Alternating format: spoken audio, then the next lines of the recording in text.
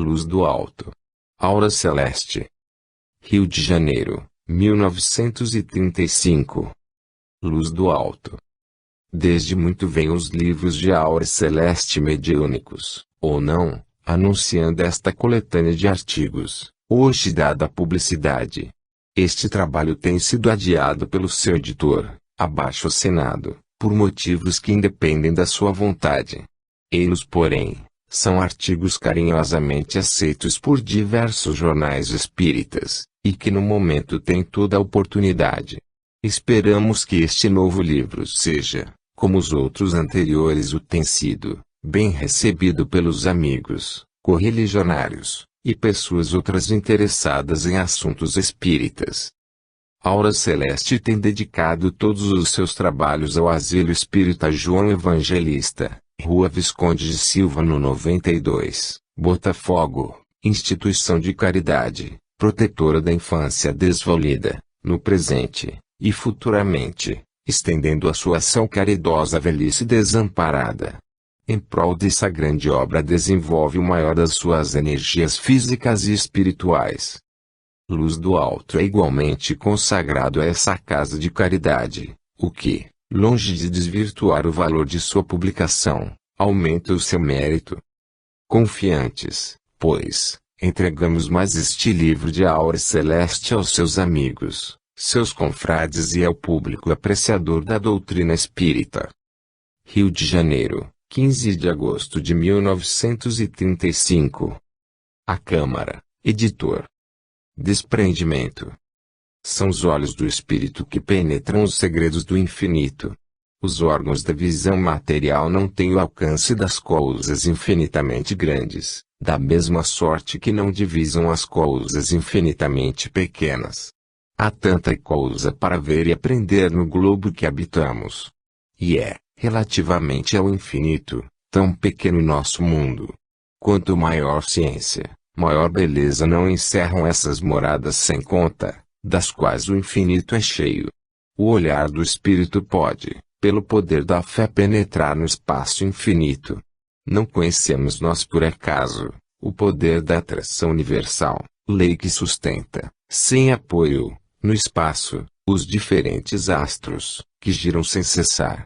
Essa forma invisível que chama-se os corpos celestes, mantendo o seu equilíbrio no espaço, é o poder de Deus, sabemos nós. Esse mesmo poder do Criador atrai e sustenta o espírito do crente sincero, cuja alma anseia pela expansão do verdadeiro amor. E, como esse sentimento em pureza absoluta só no infinito se pode realizar, o Pai Celestial, que lê no íntimo da alma do seu Filho o desejo ardente das coisas santas e puras, permite que o olhar do seu espírito possa penetrar no interior desse azul profundo que cobre as nossas cabeças. E o espírito encarnado, deixando em repouso o corpo físico, sobe aos mundos além e goza por instantes a delícia do verdadeiro amor, todo pureza, todo sentimento, toda abnegação.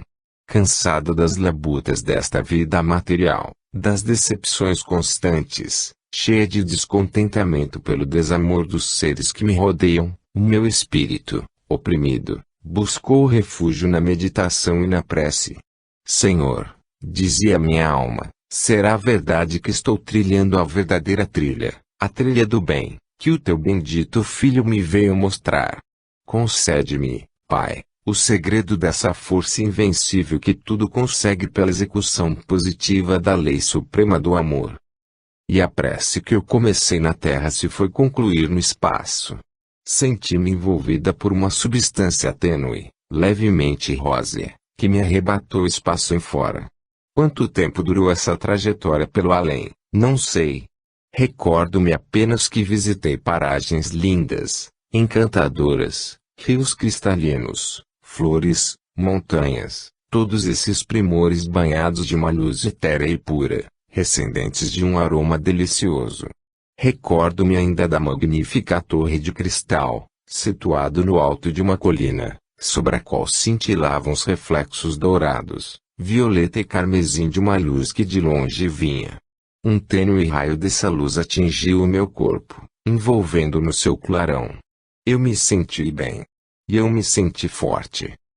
A mesma substância tênue que me envolveu no começo da prece conduziu-me para a terra. E me encontrei de novo neste vale de provações e trabalho. Mas o meu espírito se retemperará no além. Eu estou pronta para a luta. Divisando. Tem-se a impressão que de século em século, ano a ano, dia a dia, hora a hora, o mal se acumula, avassalando o nosso mundo. Os infelizes e constantes exemplos de egoísmo, orgulho e fereza, tomam proporções assustadoras. As atrocidades das guerras, a ambição criminosa dos opressores, a cegueira obstinada dos orgulhosos, a impúdica vaidade das criaturas sem ideal espiritualista, demonstram a corrupção, a perversidade de sentimentos dos habitantes do nosso planeta. Nós, os espíritas, com o auxílio dos protetores invisíveis, compreendemos esta situação aflitiva porque passa o nosso mundo. Atravessando a bruma espessa que ensombra o ambiente terreno, nossa visão consegue descobrir além o foco poderoso de luz que em breve tempo lavará a terra no banho salvador dos seus potentes raios. Divisamos o amor em sua forma espiritual, verdadeira, prometendo a todos os seres a felicidade eterna. E a figura iluminada da paz, vitoriosa e bela, fotografando por todo o universo a imagem real do Cordeiro Imaculado do Senhor. Tenhamos coragem. Desta luta prolongada e intensa em que se empenham os seres da terra e do espaço, surgirá a vitória do bem, para cumprimento das promessas divinas que não podem falhar. Heroísmo. Não queremos falar nestas poucas linhas das ações que despertam o entusiasmo das massas populares, provocando aplausos, demonstrações de louvor. Recordamos o heroísmo obscuro da paciência, da resignação e da firmeza na luta para a conquista do bem espiritual, quando a existência humana é sacudida pelos choques da desgraça, quando a dor, no seu papel providencial, exerce rigorosamente sua ação reparadora. Esse é o campo da luta dos verdadeiros heróis. O espírito encarnado segue um caminho ladeado de precipícios, orlado de espinhos. A matéria, o seu corpo, é o instrumento do seu progresso. As vistas de Deus estão sobre ele. Mas a sua vontade é livre. A confiança, a fé no seu destino deve ser o farol que lhe ilumine a estrada da vida, para que no seu término terreno possa levantar voo seguro para as claridades do além. Criaturas humanas, que penosamente subis o calvário desta existência, sabei que antes de vós outros espíritos encarnados fizeram igual esforço e venceram, alcançando heroicamente o fim da jornada. Este pensamento encoraja e conforta. Não vos considereis infelizes, deserdados da fortuna. No campo da luta não fraquejeis, deixando em meio a vossa tarefa de regeneração pela dor. Atravessam o espaço pensamentos vibrantes de amor e simpatia por vós, emitidos por aqueles heróis obscuros na terra e fulgurantes no além, porque souberam se manter serenos e firmes na adversidade, resignados e pacientes nas aflições, pondo toda a fé na justiça de Deus, e toda a esperança nas promessas de Jesus. Quando os vossos espíritos deixarem esta morada carnal temporária, ireis encontrá-los na vida espiritual, conscientes do seu magnífico destino, regozijando-se convosco pela etapa vencida. Lá, como eles, encontrareis a recompensa das vossas angústias, dos vossos labores, da paciência com que houverdes suportado o sofrimento, as decepções, as amarguras da vida terrena. A provação realiza para a alma humana a obra sublime do aperfeiçoamento. O coração do homem é o campo onde se ferem as mais difíceis batalhas, as batalhas do espírito, aquelas em que não se escuta o chocar das armas homicidas, mas em que a coragem é mais perigosamente posta à prova. Afastemos a vista da terra, para elevarmos ao céu, e a vitória será nossa. Vejamos claro. No templo vivo da sabedoria de Deus pontificam verdade, justiça, amor. Para trazer seus ensinamentos ao mundo baixaram vários profetas, mas nenhum demonstrou praticamente, sem falha, essas lições do Pai Eterno. enviados por Deus, todos tiveram erros no exemplificar desses princípios sagrados. Só Jesus, o Filho de Deus, cumpriu a lei inteira. Só ele foi verdadeiro, justo e amoroso, segundo o mandamento do Pai, porque antes de descer ao nosso mundo essa lei era o seu eterno viver. Jesus é o Verbo que no princípio estava com Deus, de quem nos fala João, o evangelista. O mesmo apóstolo querido do Divino Mestre nos conta que todas as coisas foram feitas por ele e sem ele nada se fez. Compreendamos a verdade tão singelamente revelada nessas palavras, e não façamos interpretações errôneas que têm o efeito da poeira lançada nos olhos, a qual apenas intercepta nossa visão momentaneamente. Para logo limpo o órgão visual, recomeçamos a ver claro. Assim, apreciando a singeleza da frase, salta a compreensão e a autoridade da afirmativa: nada do que foi feito sem ele se fez. É obra de Deus a terra em que habitamos. Sim. São obras sua os outros mundos que povoam o universo. Sim. Toda a criação é obra de Deus. Pois bem, Jesus presenciou a criação de toda a obra de Deus, porque estava com Deus. Há quem o aceite como um espírito que caminhou de perfeição em perfeição, sem quedas, sem jamais haver falido. Mas os que assim pensam não se recordam da revelação feita a Allan Kardec no Livro dos Espíritos, página 49, em que claramente declararam os instrutores que nessa categoria estão os anjos, isto é, os espíritos de maior elevação, porque já têm atingido a maior perfeição a que pode um espírito alcançar. São, portanto, os anjos os espíritos mais altamente colocados na escala. Apesar disso, ninguém ainda se lembrou de os considerar como seres de natureza divina, porque na realidade não o são. A sua natureza é igual à de todos os espíritos, porque como eles foram criados simples e ignorantes, alcançando gradativamente toda a escala da perfeição, sem vacilações ou quedas. Os anjos têm sido em todos os tempos mensageiros do Senhor, portadores dos seus avisos celestes. Foi um desses seres, Gabriel, espírito que já alcançara a culminância da perfeição a que pode aspirar um espírito, quem anunciou à Virgem o nascimento de Jesus. Em que categoria, pois, colocarmos o Divino Mestre? Abaixo dos anjos? Igual a eles? É fácil a resposta, e felizes aqueles que não vacilam em a dar. Jesus foi entre nós a manifestação visível do Verbo de Deus, ele o seu Filho dileto, desde a eternidade dos tempos. Bem-aventurados os que o aceitam assim. Os outros, aqueles que esperam um dia serem espíritos da mesma hierarquia de Jesus, quantas encarnações ainda lhes faltam até se compenetrarem da grande verdade, que Jesus é a luz divina, cuja origem é Deus. Cabe ao espiritismo cristão dar o brado de alarme às consciências humanas, para salvar dos laços traiçoeiros dos espíritos transviados, principais responsáveis pela cegueira dos homens, porque são eles que semeiam joio no seio do espiritismo, enquanto os discípulos do Divino Mestre semeiam trigo. Que as irradiações puríssimas dos espíritos de luz varram do ambiente da terra a nefasta semente, e que Jesus, na grandeza e misericórdia do seu amor divino, seja recebido no coração dos homens como Salvador bendito, o único caminho para o Pai. A grande lei do destino. Nossos espíritos necessitam acumular o maior número de vidas úteis, plenas de dedicação e sacrifício, para o seu adiantamento na senda do progresso. Por esse meio transformam-se, elevam-se, depuram-se.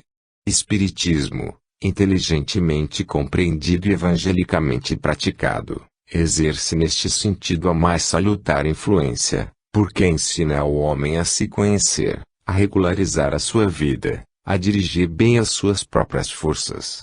Sua filosofia o habilita a compreender as inumeráveis dores, as desgraças, as ruínas, os embaraços, as perseguições, a luta e o desespero de que é testemunha ocular durante a sua peregrinação terrestre. Amemos a escola espírita. Enchamos os nossos cérebros dos conhecimentos que ela nos proporciona, abrindo os nossos corações à paz e à confiança que ela inspira. A vida encarada sob o ponto de vista material despedaça as nossas esperanças, porque mata o sentimento mais nobre e mais forte que a sustém, a fé.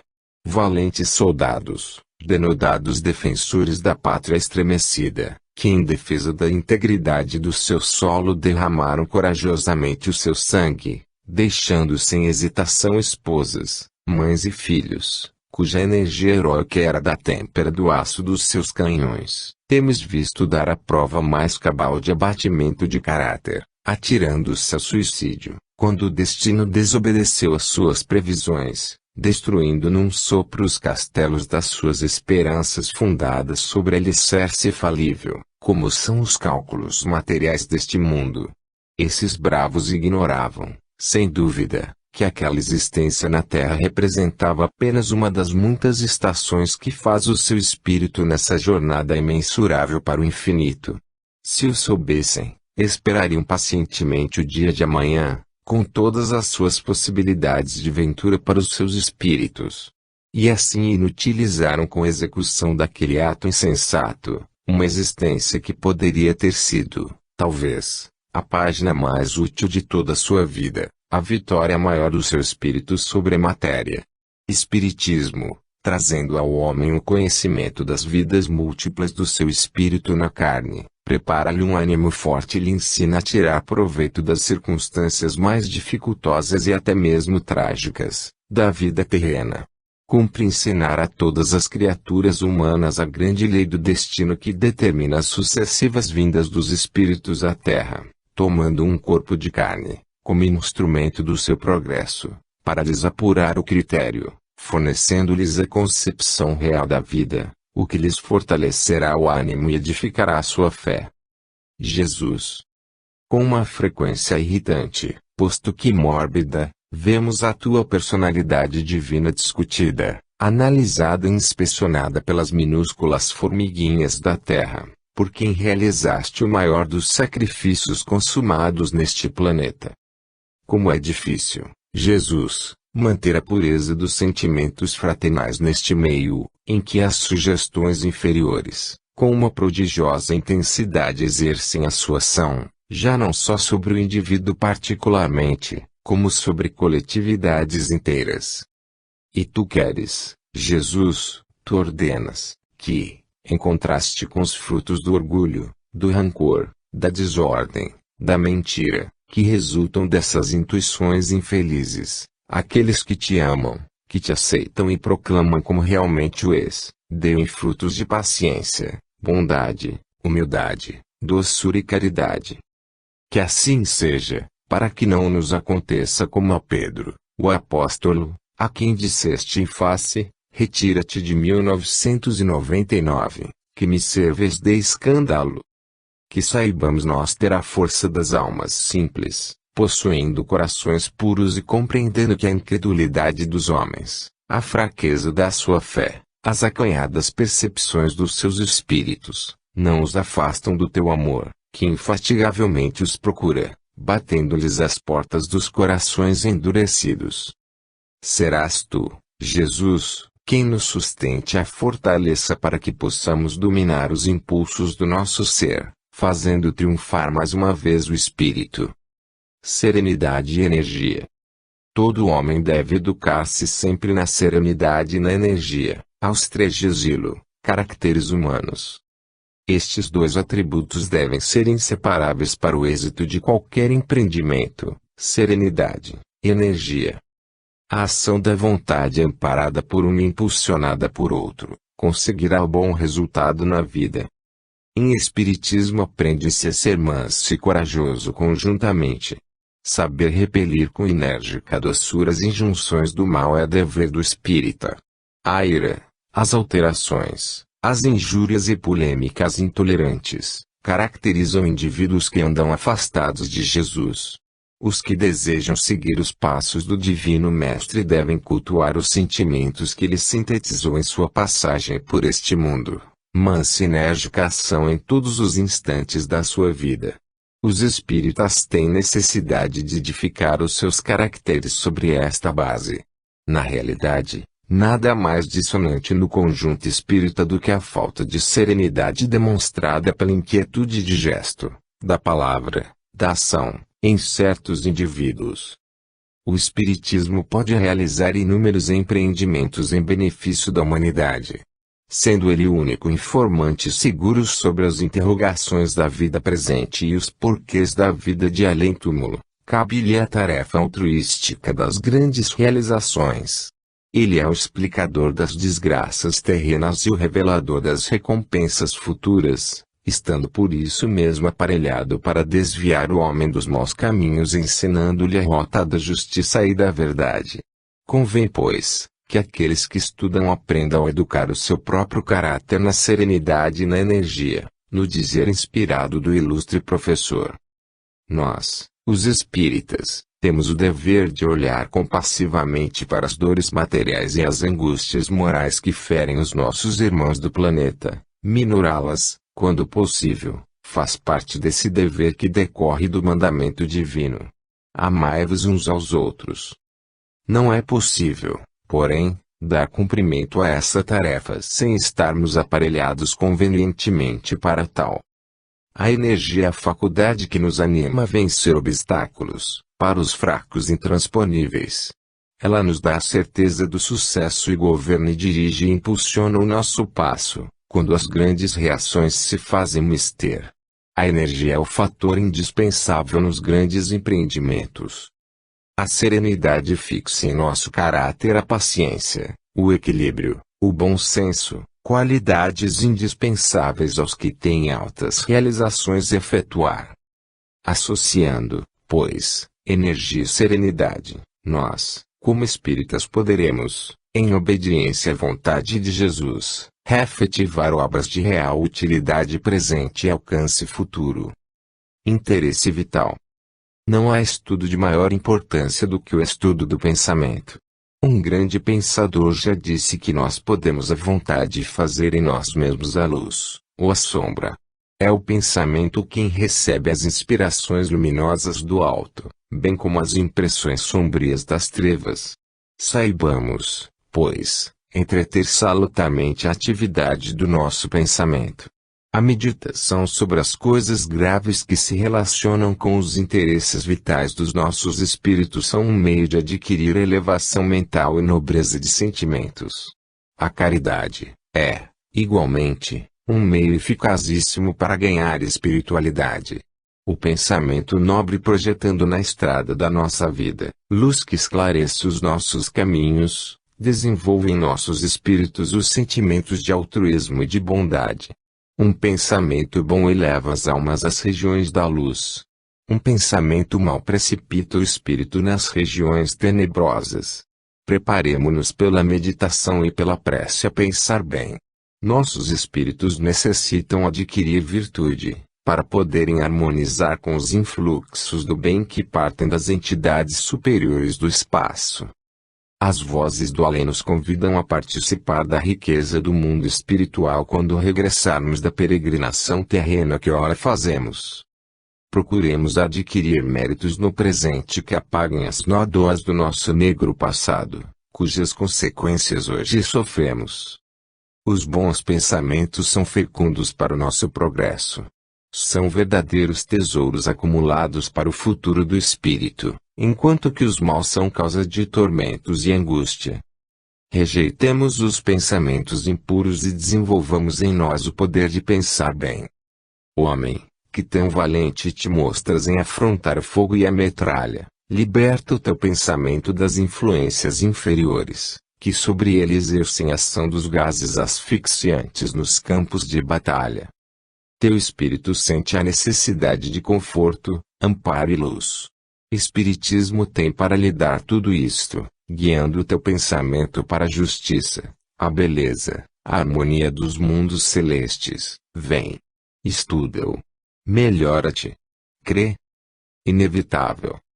Não é possível compreender o destino humano em toda a sua magnitude esplêndida sem a aceitação da imortalidade da alma e a pluralidade das suas existências como encarnada. A razão despreocupada de ideias preconcebidas e livre das peias do fanatismo, Estudando a doutrina que lhe assegura tão desejada vida eterna, inteligentemente aceitará a verdade das reencarnações como o único meio de conquistar o espírito progresso intelectual e moral, condição indispensável à felicidade perfeita. Não está no poder do homem destruir uma revelação de Deus. Em que pese aos fanáticos sectaristas e impiedosos materialistas, a realidade das vidas múltiplas do espírito na carne é um fato positivamente comprovado desde tempos remotos e, acentuadamente, em nossos dias, o nosso próprio espírito se incumbe de demonstrar esta verdade. Diversos experimentadores notáveis, médicos, fisiologistas, homens de estudo, têm conseguido, em sessões experimentais, reconstruir o passado, a cadeia das vidas anteriores em vários sujeitos que, em estado de transe, reproduzem com uma perfeição admirável todas as fases correspondentes ao estado de vida que recordam. Nas nossas habituais sessões práticas, a que vulgarmente chamamos sessões de caridade, colhemos provas cabais, frequentes, da identidade dos espíritos que se manifestam fornecendo documentação valiosa sobre a sua própria personalidade. Muitos deles se declaram prontos a aceitar uma nova encarnação terrena, com o desejo fervoroso de reparar os danos que causaram em sua última vida e praticar o bem que deixaram de realizar então. Parece cômodo negar a sobrevivência do espírito à morte do corpo, para se esquivar as responsabilidades que tal certeza acarreta. Mas não é sábia essa atitude porque, queira, ou não materialista, a realidade da vida além túmulo aí está, com todo o seu acúmulo de consequências inevitáveis. Espiritismo. Grande a seara, disse o Divino Mestre, e poucos os trabalhadores. Continua a ser assim. São tantos os espíritas e tão poucos os semeadores da doutrina. Parece mais fácil a um homem censurar, punir do que evangelizar. No entanto, a doutrina espírita é farta em consolações e paz, podendo prodigalizar até caridade aliviadora a todos quantos gemem e choram. Cada homem se arvora em juízo rigoroso dos atos dos seus irmãos, filhos da mesma dor, herdeiros dos mesmos sofrimentos, falhos da mesma perfeição. Acham mais fácil julgar do que apostolizar. Loucos! Espiritismo não pode abrir mão das consolações evangélicas, porque ele próprio é o divino consolador. A falsa ciência, que se intitula espírita, não pode fazer estancar a nascente das revelações caridosas do infinito. Ela não produz frutos e jamais passará do terreno das experiências, porque é a eterna exploradora do incognoscível. A sua preponderância arrasta o homem ao desequilíbrio mental, à falta de um critério verdadeiramente sábio que o dirija. Sabedoria. Sábios da ciência material são aqueles que se dedicam ao estudo demorado, profundo dos homens e das coisas em sua estrutura física, os quais tantas vezes pagam com o sacrifício da própria existência o saber que adquiriram com tanto esforço e em benefício da humanidade. Esses são os sábios da matéria, e muitos deles vivem entre nós. Sábios das coisas espirituais? Onde se encontram? No além. O homem estudioso busca ali nesse imensurável reservatório de conhecimentos transcendentes, aquilo que melhor pode satisfazer as aspirações justas do seu espírito. Lá, mestres do espírito, na terra, não existem. A ciência espírita dos homens busca, sem jamais chegar a uma conclusão positiva, a prova da vida além da morte. E sempre lhe surge pela frente o espectro pavoroso da dúvida, a lhe embaraçar o passo, a lhe borrar todas as conclusões. Mas o orgulho humano soergue-se e prossegue malsinando de tudo e de todos quantos não o acompanham nossa perigosa e improfícua carreira sem rumo. Os mestres do espaço afirmam, a vida não começa no berço nem finda no túmulo, é eterna. E o espírita humilde crê e deseja e trabalha para que os homens seus irmãos venham e creiam. A chave que abre as portas do infinito é a fé. Fé viva, que se traduz em obras, em abnegações, em altruísmo, em caridade. Imortalidade. A doutrina espírita tem certezas inabaláveis. Uma delas, que conforta, anima, evitando que nós, fracas criaturas humanas, nos entreguemos ao desespero de uma dor sem limites e a solidariedade conosco das almas que partiram, que nos prova a ser apenas aparente separação pela morte. Para os religiosos não espíritas, os mortos são fantasmas, vagas sombras, nas quais o só pensar produz calafrios. Vão aos cemitérios rezar por eles sobre os seus túmulos, chorando sobre o mármore frio, que não lhes pode responder, e caridosamente esconde a podridão daqueles corpos, que amaram na vida material. Em frente àquele sepulcro correm lágrimas amargas, de mistura com as preces do seu ritual sem consolação. Outros, nem sequer rezam pelos seus mortos, abandonando-os à sua sorte. Estes, recalcam a dor da saudade no fundo da alma, porque as suas crenças religiosas lhes impõem a obrigação de se manterem calmos aos olhos dos outros, para exemplo de uma resignação aparente. Fechados nos seus aposentos, arrancam a máscara habilmente posta sobre a face e dão largas ao pranto, sem consolo. O espírita sabe que os seus queridos que partem desta para outra vida não o deixam para sempre, vivem no seio do invisível, onde os alcançam suas preces, seu pensamento, ao qual se associam no mesmo sentimento de amor e esperança. A separação não extingue o amor, porque ele é imortal como a própria alma. Princípio da vida universal, eleva os espíritos para os mundos superiores, de luz e de liberdade, não pode extinguir-se sob a lápide de uma campa. Nossas afeições ressuscitam conosco sob mil formas variadas, esplêndidas. Este aparente isolamento em que nos deixam os amados que partem antes de nós, é passageiro. Chegará o dia em que tornaremos a nos juntar no seio da imensidade, família espiritual que somos, para quem Jesus foi preparar celestes moradas. Nossos espíritos são imperecíveis, imortais. Nosso dever. 1.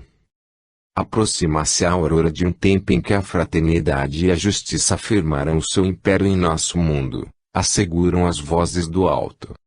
São previsões dos nossos guias.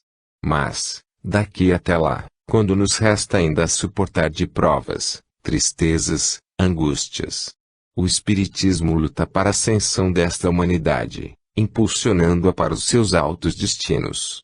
As vozes do além apelam para a consciência dos homens, especialmente aqueles que, com maior soma de responsabilidades, se acham na linha de frente do movimento espírita, como depositários da doutrina revelada, que lhes cumpre difundir e exemplificar. Importa que eles não percam de vista o dever de trabalharem pelo levantamento da humanidade, cuja decomposição moral é a causa da maior soma de males que ela própria aflige. O Espiritismo fornece poderosos elementos de regeneração à alma, em particular, e à coletividade em geral. Por que não lançar mãos dos meios que estão ao vosso alcance, para auxiliar o despertamento da consciência dessas criaturas, nossas irmãs, que, ignorantemente, se supõem cristãs, quando na realidade longe estão de compreenderem sequer o verdadeiro espírito do cristianismo? Só o Espiritismo é capaz de dar fiel desempenho a essa nobre tarefa. Por que desperdiçar forças, que deveriam se unir para a realização dessa obra de saneamento moral? Pertence ao Espiritismo essa gloriosa missão, formar corações, despertar consciências. 2. Que será o dia de amanhã? Forças ocultas se agitam em redor de nós, algumas já organizadas, arregimentadas, em luta para a realização dos seus planos de conquista, outras se organizando, para entrarem em ação, em conjunto com as do seu partido. Ouvem-se os bramidos dessas ondas revoltas de espíritos indisciplinados, a fermentar paixões no seio dessa parte da humanidade egoísta, cuja acanhada concepção da vida abrange apenas o horizonte estreito de uma vida material. E os homens se hostilizam, se dilaceram e o seu sangue ensopa a terra. Que fazem as religiões para atenuar, ao menos, este estado de coisas? O espiritismo moderno, com as suas demonstrações científicas, o que faz para melhorar a situação aflitiva em que o planeta se encontra? E por que não interrogar, o que fazendo está o espiritismo, para extinguir essa fogueira de ódios, constantemente alimentada pelos fluidos inflamados do espaço? Por que não vai ele buscar, no reservatório do infinito, o fluido são, que pode neutralizar a ação do fluido maléfico que prejudica o ambiente que circunda a Terra? Bem ao contrário disto, os homens responsáveis pelo trabalho espírita trancam as portas, por onde possa entrar a luz salvadora para as almas humanizadas, colocando-se assim, eles, voluntariamente, no papel lamentável de cegos condutores de cegos.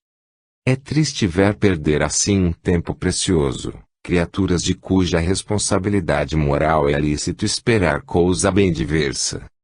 3. Da mesma sorte que os espíritos inferiores, os grandes instrutores do espaço se congregam e resolvem. O seu olhar do alto abrange todas as fases da luta em que se envolvem os homens atiçados pelos espíritos mal intencionados. E eles, mensageiros incansáveis do bem, lançam olhares de piedade sobre a terra, trabalhando pelo alívio de tantos males. O homem espírita, cujo olhar alcança no futuro a perspectiva de uma felicidade infinita, possui os meios de colaborar com os espíritos do bem em prol da paz, de que a terra necessita. Em lugar de gastar o seu tempo em discussões estéreis, destruindo mais do que edificando, arquitetando sobre a alicerce que a sua incompetência construiu, julgando com uma medida pela qual não deseja ser julgado, coloque-se no papel de discípulo humilde, confesse a sua pequenez e suplique ao Mestre e Senhor esmola de uma orientação feliz para conjurar as guerras que assolam o planeta, apaziguando ódios, acalmando paixões e fazendo reinar a paz de Cristo no ambiente turbado que nos cerca. Não queira o homem espírita resolver só, porque entre vós não há mestres, disse o Senhor. Ninguém pode prescindir das luzes do alto. Os verdadeiros apóstolos do Espiritismo estão do outro lado. Comungando com eles, ouvindo-os, aprenderá o espírita a natureza da tarefa que lhe cumpre desempenhar nesta vida. Responsabilidades. Vasto o campo deste estudo. De grande utilidade é, para nós, refletirmos ponderadamente sobre este assunto. Dele está dependente a nossa futura situação de espíritos desencarnados, quando deixarmos o plano físico em que atualmente nos encontramos. Como espíritos inferiores, que reconhecemos ser, aceitamos a reencarnação neste planeta, impelidos pela voz da nossa consciência, induzindo-nos à reparação das nossas faltas, ao cumprimento do nosso dever. Caviemos. Progredindo, executaremos a lei de amor que nos leva a praticar o que é bom, sem esperarmos retribuição alguma, mas pelo prazer íntimo, alegria santa de fazer o bem pelo bem. Negligenciando sofreremos infalivelmente as consequências da nossa fraqueza. Voltando ao mundo dos espíritos, o nosso implacável juiz, a consciência, testemunha dos vícios, dos crimes, das vergonhas a que nos entregamos na terra, nos apontará inexoravelmente os prejuízos e danos causados pela nossa negligência no cumprimento do dever. Compreendamos, pois, as nossas responsabilidades. Aquele que se deixa enredar na teia das paixões mundanas, no gosto dos prazeres intemperantes, prejudicando a um tempo a saúde do seu corpo físico e a evolução do seu espírito, se prepara, a si próprio, um futuro de dolorosos pesares, no outro plano da vida. Não nos iludamos. Precisamos reconstruir um futuro novo sobre os escombros do nosso deplorável passado. Procuremos dar um desempenho cabal às nossas responsabilidades, sendo honestos e fiéis à lei de amor a Deus e ao próximo. Joguemos para trás das costas a bagagem das nossas más inclinações, o orgulho, o egoísmo, a vaidade estulta das glórias que o mundo aprecia, e, resolutos, caminhemos para frente. Desembaracemo-nos quanto antes dos sentimentos de rancor contra o nosso próximo, que dão causa às separatividades, discórdias prejudiciais à boa marcha da evolução dos nossos espíritos. A felicidade das almas nobres consiste no interesse real pelo progresso de todos os seres. Esta é a nossa máxima responsabilidade. Alma tranquila. Possuir o sossego da alma é o segredo do cristão. O homem do mundo, sempre envolvido na turbulência das paixões, emaranhado nas lutas constantes em que cotidianamente se chocam os interesses materiais, não tem a tranquilidade da alma que é o gozo dos humildes discípulos do meigo Nazareno. Viver em Cristo, para que Ele possa também viver em nós, é sentir vibrar dentro de nós aqueles sentimentos santos de doçura, mansidão e caridade, que o Divino Mestre quintessenciou na sua personalidade excelsa. É bem verdade que Jesus possuía no mais alto grau a essência de todas as virtudes, para que pudesse afirmar: eu e o Pai somos um. Mas nós temos dele o mandamento expresso: sede perfeitos como eu sou perfeito. Como nos encontramos ainda longe de satisfazer esse preceito do Divino Mestre? Tão imperfeitos somos que não podemos sequer corrigir o menor dos nossos defeitos, por amor dele. Ultrajamos a Jesus todos os dias com a injustiça dos nossos pensamentos, com a dureza dos nossos sentimentos, com a indisciplina e irreverência das nossas ações. Aí! Se não fosse a indulgência divina, o que seria de nós, pobres espíritos falidos, entregues à ditadura das paixões e iniquidades do mundo? Minha alma chora os males que afligem a humanidade, consequência imediata do seu desamor pelo Cordeiro de Deus, todo pureza, todo mansidão, todo doçura, todo amor, todo piedade por esses mesmos filhos ingratos e rebeldes, que pisam aos pés diariamente os preceitos santos de sua divina lei. Não podemos possuir a tranquilidade da alma, o sossego do nosso espírito, enquanto não nos arrependermos sinceramente de todos os erros cometidos nas encarnações que o passado encobre caridosamente a nossa percepção, tomando a resolução firme de, na vida presente, reformar o nosso interior, expurgando dele o joio que impede a germinação do fruto bom, agradável a Deus. Façamos, cada um de nós, uma consagração amorosa do nosso espírito, do nosso coração, da nossa vida ao serviço do Divino Mestre e gozaremos a ventura de possuir uma alma tranquila e boa. Maravilhas! Quantas maravilhas no mundo visível! Que variedade interminável de belezas! Como a natureza se compraz em revelar sua magnificente grandeza, no variadíssimo cenário que aos olhos do homem apresenta indefinidamente. O mar, as florestas, as montanhas, o firmamento constelado, a terra inteira. Que portentosa grandiosidade! E o mundo em que habitamos é um planeta de expiação. Aqui viemos para resgatar faltas, para sofrer, para penar. A vida aqui é luta e dor. Como Deus é misericordioso e bom, Ele que assim dulcifica os tormentos da nossa justa provação, dotando nosso planeta de encantos tão maravilhosos, de atrativos tão belos, que a alma mais empedernida não pode deixar de apreciar. Deus é tão misericordioso quão justo.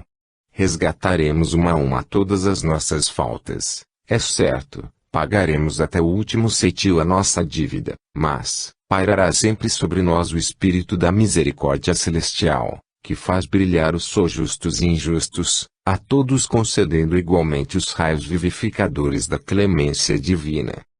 Amemos, pois, o nosso Criador, com todas as forças da nossa alma, do nosso entendimento, cumprindo com a mais livre e espontânea vontade o primeiro dos seus mandamentos. E, não será maior de todas as maravilhas possuir a criatura dentro do seu coração o amor do seu Deus, com ele vivendo em constante e doce comunhão.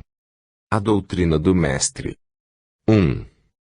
Narram os evangelistas que, passando Jesus um dia, viu, assentado à porta da alfândega, um homem, a quem disse: segue-me. Esse homem era Mateus, o publicano. E acompanhou o Divino Mestre e com ele se assentou à mesa juntamente com outros publicanos e pecadores. Não tardou muito que o Nazareno fosse alvo para a censura dos fariseus, que os seus discípulos fizeram sentir o erro do seu mestre que condenava o pecado e, não obstante isso, permitia-se acercarem da sua pessoa aqueles mesmos cujos costumes a sua moral condenava. E o divino mestre falou: não necessitam de médicos sãos, mas os doentes. Ide e aprendei o que significa: misericórdia quero e não sacrifício. Porque eu não vim para chamar os justos, mas os pecadores, ao arrependimento. Peca pelo orgulho todo aquele que se faz juiz das culpas alheias. É comum vermos criaturas tão imperfeitas como quaisquer outras, pois que nenhum de nós é limpo de pecado, afastarem-se enojados dos seus semelhantes a quem atribuem tal ou qual erro, tal ou qual culpa. E é para ver a superioridade, como que analisam os atos do seu irmão para quem se tornam de uma severidade intransigente, como se eles próprios possuíssem uma alma sã, uma vida imaculada. Eram assim os fariseus daquele tempo.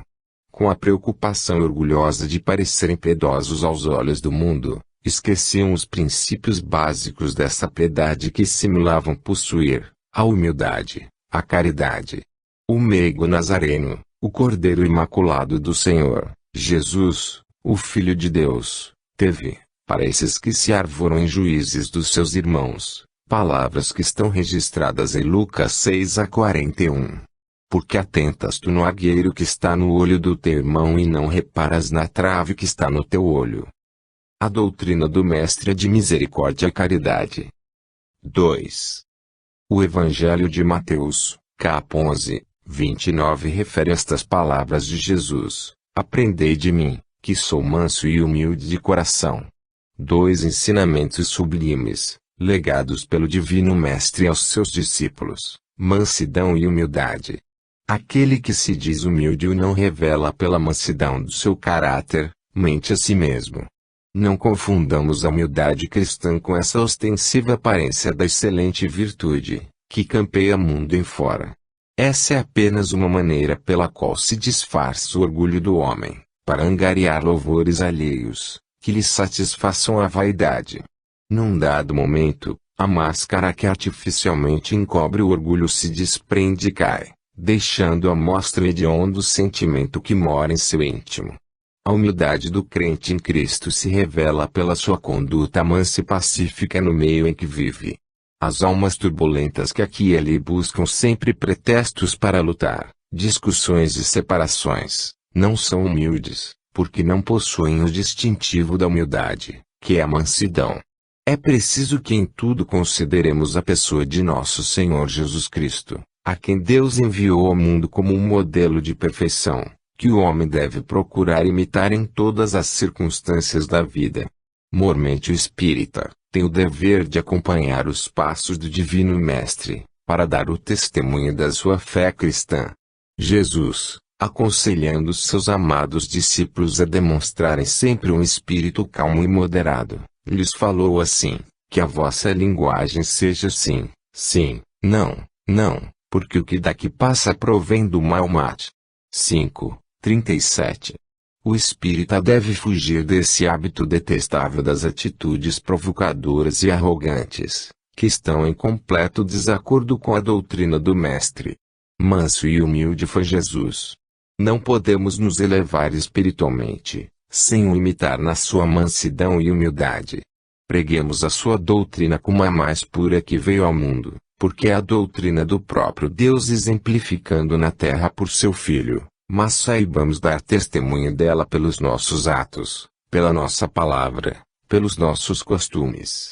Sejamos humildes de coração e mansos como cordeiros. Jesus assim o quer. 3. A doutrina de Jesus é de abnegação. O espírita deve aprender a fazer o sacrifício do eu, desembaraçando-se de todo sentimento egoísta. O Espiritismo ensina o homem a viver para benefício dos outros, e aquele que assimila aos ensinos de Jesus, fácil se torna o exercício de uma vida isenta de interesse pessoal, porque, em fazer bem ao seu próximo, ele satisfaz o preceito do Mestre Divino, e isso enche de felicidade e paz a sua alma. Considerando o fim grandioso da vida, o espírita compreende o perigo que corre reduzindo as suas aspirações aos estreitos limites da existência material, prendendo-se a interesses terrenos, que corrompem as virtudes da alma. Os atos de abnegação elevam o nosso espírito, tanto quanto os sentimentos egoístas o rebaixam. Nosso destino é caminhar sempre para frente. Concentremos, portanto, as nossas forças, ativando as nossas energias, a fim de quebrar todos os grilhões que nos acorrentam aos erros, que retardam o nosso progresso. Um desses elos que nos prendem ao mal é o egoísmo. Ele habita no nosso interior, como um atestado de nossa inferioridade moral. Pois bem, elevemos a nossa alma consciência do seu verdadeiro papel de filha de Deus. A golpes de energia afastemos esse inimigo do nosso progresso, esmaguemo-lo, reduzindo a impotência, pela ação constante de uma abnegação verdadeiramente cristã, e os nossos espíritos receberão uma claridade mais viva, penetrados dessa grande luz que irradia do Mestre dos Mestres, Jesus, o divino Rabi da Galileia. 4. E quando estiverdes orando, perdoai se tendes alguma coisa contra alguém, para que vosso Pai que está nos céus vos perdoe as vossas ofensas. Mas, se vós não perdoardes, também vosso Pai que está nos céus não perdoará as vossas ofensas. Marcos 11, 25-26. Sabida por todo crente espírita que a oração é o meio mais eficaz para recebermos as graças do céu, porque é por meio dela que entramos em comunhão íntima com o nosso Pai Celeste. Pela prece penetramos por momentos nos mundos superiores, aureia forças para a continuação do nosso labutar terreno. Pedi e dar-se-vos-á, disse Jesus. Há quem diga, porém, que muito tem pedido e bem pouco tem recebido. Não nos devemos esquecer de que é necessário nos pormos em condições de receber, para que obtenhamos as graças que imploramos. Não é raro ouvirmos preces formuladas em palavras repassadas de ternura e piedade, por lábios que minutos antes deixavam escapar palavras odiosas contra seus irmãos. Jesus nos ensina que, para orarmos bem, necessário nos é libertarmos o coração do sentimento de ódio, porque Deus não acolhe a prece daquele que implora uma graça que ele próprio não está disposto a conceder a seu irmão. Perdoa-nos as nossas dívidas, assim como nós perdoamos aos nossos devedores, nos manda o Divino Mestre dizer, na oração que ensinou aos seus discípulos. Nós recebemos a caridade do perdão de Deus na medida com que exercemos com o nosso próximo. Para apreciarmos as doçuras do perdão de Deus é mister ter o coração limpo desse sentimento, que o Senhor condena. Não há progresso possível sem a obediência aos preceitos do Mestre. Ele nos ordena perdoar, perdoemos. E na escola do seu Evangelho que podemos aprender as grandes virtudes, que nos aproximam de Deus. Imitemos, pois, o meigo nazareno, que teve até os últimos momentos da sua vida na terra palavras de perdão para aqueles que o injuriavam. Pai, perdoa-lhes porque eles não sabem o que fazem. 5. Eis uma das divinas recomendações do Cristo, não retribuir o mal com o mal. Aquele que abraça a doutrina espírita mais obrigado está do que os outros homens a cumprir este preceito de Jesus, porque sabe que os nossos inimigos de hoje são, as mais das vezes, o instrumento das nossas provações, devendo nós termos para com eles, não somente sentimentos de caridade, perdoando-lhes todo o mal que nos fazem, mas ainda afastando do pensamento qualquer ideia de vingança. Jesus Cristo, no Sermão da Montanha, assim falou: amai os vossos inimigos, fazei bem aos que vos aborrecem, bendizei aos que vos maldizem, orai pelos que vos caluniam. Só a doutrina do Divino Mestre pode nos dar ensinamentos desta ordem porque, partindo dele que é o tipo da perfeição moral, tem ela origem divina e, como tal, autoridade absoluta para nos fazer conhecer em que consiste o verdadeiro bem. Para nós basta compreendermos que o bem é tudo quanto está dentro da lei que Jesus nos deixou, o mal é tudo quanto está fora dela. Compreendamos, por conseguinte, que há mais valor, mais nobreza de caráter em perdoar graves ofensas do que em vingá-las, e mais mérito ainda, em saber retribuir com ações boas todo o mal que nos fazem, porque isso nos ordena o Divino Mestre. Cesse dentro de nós a ideia de causar qualquer dano aos que nos querem mal ou nos prejudicam de qualquer forma.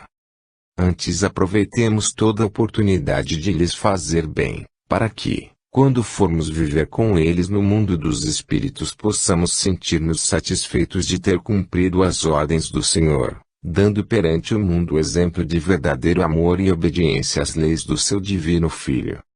Aqueles que assim procedem sentirão sobre si a influência benéfica dos santos guias e com eles viverão em doce comunhão nesta e na outra vida. Perdoemos, amemos e façamos todo o bem àqueles que nos querem mal, é mandamento de Deus. 6. Eu sou o caminho, a verdade e a vida. Ninguém vem ao Pai senão por mim. João 14, 4 ou 6. O Espiritismo, revelação divina, tem por objetivo principal aproximar o homem de Deus. Este é o intuito dos espíritos protetores, que continuadamente vêm trazer à Terra as lições do seu amor e sabedoria. Espiritismo que não cuida da salvação das almas, seu progresso pela moral, pela caridade, pela inteligência, pelo amor a Deus e ao próximo, não é manifestação de espíritos bons. O próprio Jesus, quando esteve na Terra, teve por alvo especial da sua missão encaminhar as criaturas humanas ao Pai. Conhecedor das moradas eternas, de onde veio como a luz do mundo esclarecer a escuridão que nele reinava, ele, o Divino Mestre, declarou peremptoriamente sem admitir a menor sombra de hesitação, que, para Deus só há um caminho. Eu sou o caminho. A infelicidade do homem tem só esta causa: buscar outro caminho para a felicidade, quando só um existe, Jesus. No seio das agremiações espíritas é urgente fazer renascer a vida, que está nele, a verdade, de que a sua personalidade é o expoente máximo. Insensato é todo aquele que busca por outro fundamento a sua fé, esperando atingir o alvo a que se propõe por atalho que, longe de aproximar do fim colimado, cada vez mais dele o distancia. O Espiritismo tem por dever levantar bem alto o estandarte do cristianismo, proclamando a todas as nações o reinado da fé naquele que é o único caminho para Deus, porque é, como ele, a verdade e a vida. Voos. Nossos espíritos são viajores que se encaminham para o infinito além. Quanto mais alto vai o nosso pensamento, tanto mais se elevam eles para esse ideal superior. O pensamento ilumina o caminho que o espírito tem a percorrer, ou tolda de pesada sombra essa trajetória. Feliz quem dirige o pensamento para as coisas sublimes. Esse saberá aurir nas fontes profundas do infinito a seiva que revigora a alma e modela a inspiração. A ciência do infinito lhe será revelada e a sua inteligência será iluminada por luz que não se apague e ele poderá triunfar do fardo das opressões terrenas, vencendo todo o mal com o bem. Dirijamos o nosso pensamento para o que é grande, nobre e altruísta e as nossas energias não ficarão estéreis. Uma corrente de pensamentos bem orientados vencerá obstáculos que se afiguram intransponíveis àqueles que não se habituam a pensar com justiça e amor.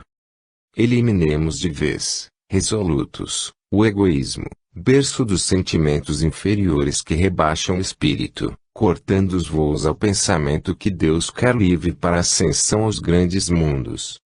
Deixemos que as nossas almas, nas asas do pensamento, penetrem no seio da harmonia universal, para se banharem nesse oceano de luz, que remoce e revigora a vida interior.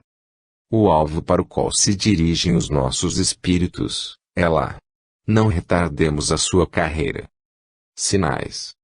Espiritismo, como uma grande escola, tem as suas portas abertas para quem quiser entrar, ver, estudar, aprender. O mundo dos espíritos se patenteia aos de boa vontade. A verdade das suas comunicações não é mistério, é patente a todos os que não têm interesse em fugir dela.